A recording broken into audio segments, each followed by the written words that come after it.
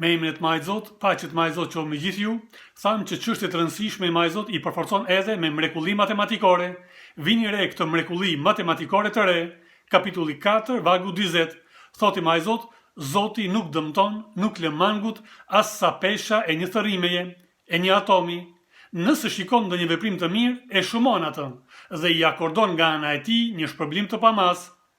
Si thamë që ishin numrat, kapitulli 4, vargu 40. 4 herë 10 bëjnë 40.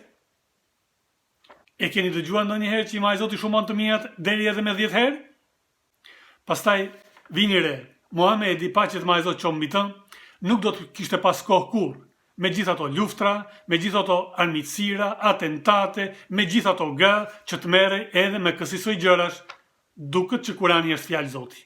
Mos i dëgjoni ata që ju thonë lexoni Kuranin dhe numroni shkronja se sa sevape fituat. Kurani duhet lexuar për të kuptuar dhe për të vepruar.